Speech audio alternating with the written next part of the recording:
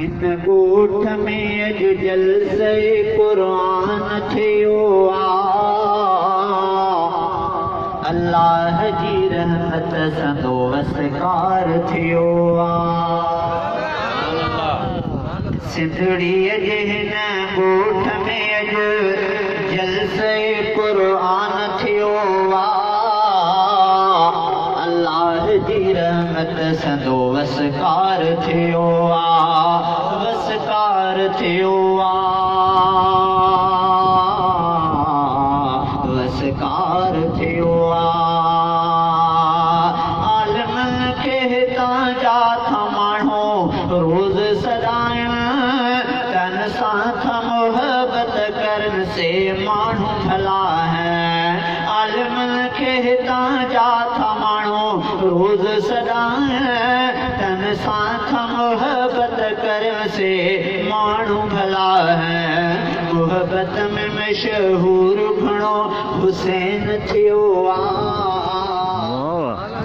मोहबत में घणो मोहबत में मशहूर घणो हुसैन थियो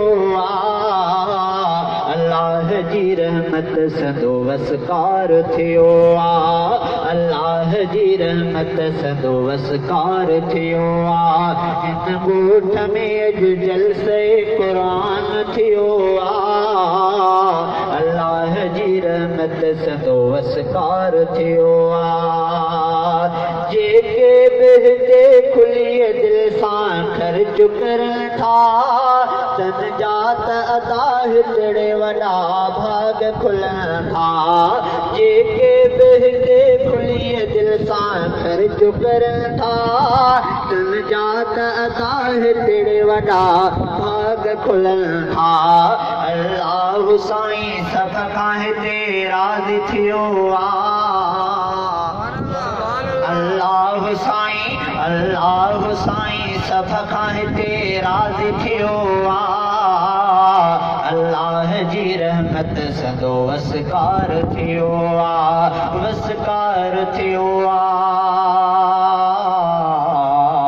वसकार थियो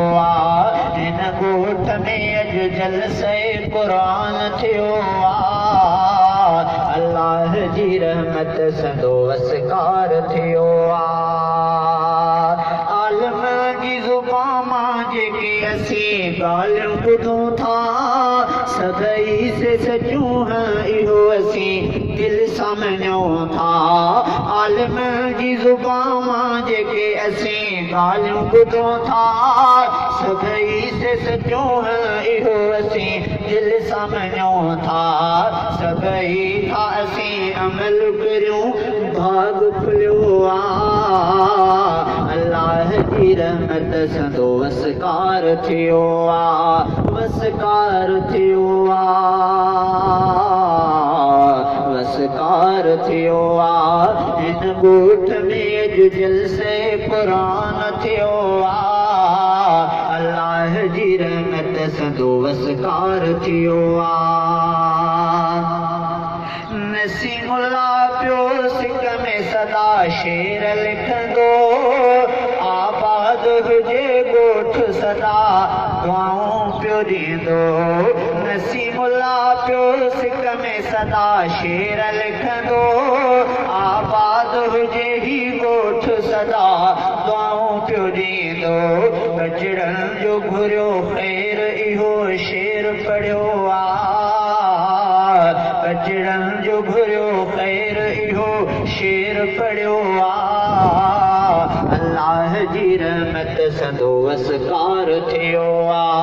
वसकार थियो